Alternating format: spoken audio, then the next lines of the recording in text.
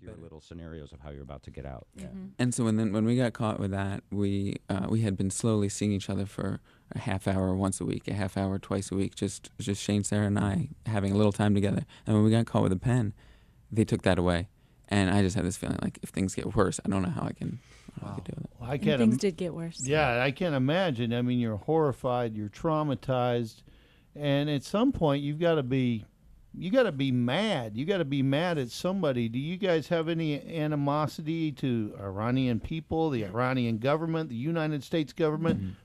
Who do you feel is responsible, if anybody, for what happened to you? And do you hold animosity to this day? Well, And there was a lot of people that we were mad at, inside. I was really angry for those 2 years, and getting altercations with guards sometimes when it reached a tipping point. I think it was always clear that Iran could have released us at any moment. They knew that we weren't spies, but they wanted to use us against the U.S. As some kind of collateral. And I've also been, angry with.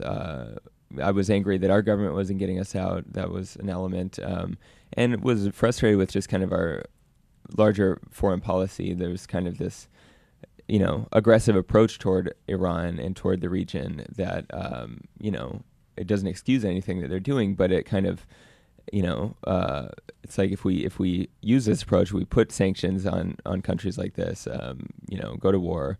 We have to expect that there's going to be retaliation, and we were kind of retaliation. Now, one of the things you guys say, which I think is beautiful, is how wonderful all the people are of the countries, and that it's really the governments that are messed up, and to some extent even the same here. Governments are entities that are different from the people of the countries that actually live there.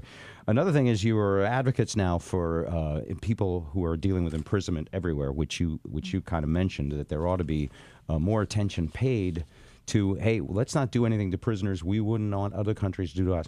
I wanted to ask you, Sarah, you were released after 14 months, but given what you went through, I'm not saying that was a quick release, but you had to be released.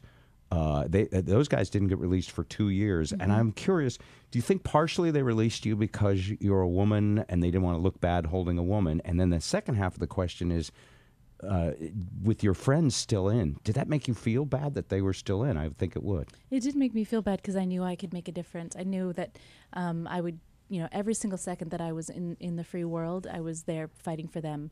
When I ate, I didn't even enjoy food. I just so you got out to be myself. their advocates. Yeah, so at least you were out there. You could try to help them. You couldn't help them. Psychologically, that helped me overcome any kind of feelings of guilt or survivor's guilt, and I knew that we'd be able to get them out. That's a real positive way to deal with it. By the way, I think that's commendable. Not everybody. Some people would have been miserable, but you. Well, I didn't have a choice. I had a lot of work to do. I couldn't really dwell on my own feelings. And why you got out after 14 months? What do you think? Definitely, the judge told me, because I was a woman, because I was in solitary confinement, which is a harsher punishment. It was a brilliant strategy on the behalf of our families. They pushed my so-called health problems. The Iranian government knew I had a clean bill of health. I had some concerns around it, but it gave them a way to save face and look compassionate. They said it was medical. Okay. Medical. They said several reasons. All right. And now I wanted to ask you guys, I think we've covered a lot of why you're doing this, why you want to tell your story. I wanted to ask you guys, did you need help and counseling afterwards? But I know one thing that helps you, and it's part of the theme of this whole thing, is that we are who we are, by how we interact with others. One of the ways you recover from anything is to be in service of others and help. So I'm sure that has something to do with why you're doing this. Did you guys need still go to counseling? And I would think you'd spend a lifetime recovering from all that solitary. It takes a while to get it out. I mean, when I got out, I felt wonderful, hugging my family, swimming in the ocean, sleeping in sheets for the first time. I felt for a while that my mind was still in prison, and I had counseling, and that was super helpful.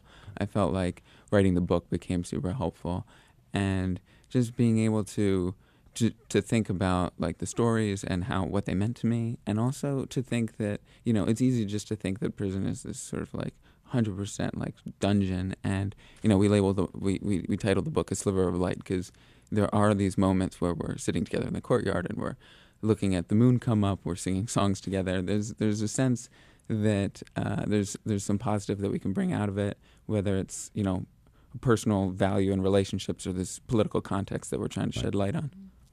And we experienced just so much support. I mean, support inside prison from the other political prisoners. They didn't, at first I thought they'd hate us and believe the lies their government were telling about us.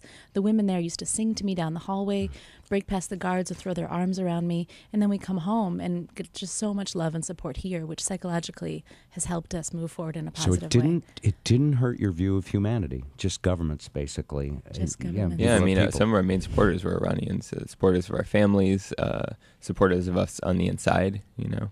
Well, I also don't have much respect for, guards and interrogators and the people that work inside these places.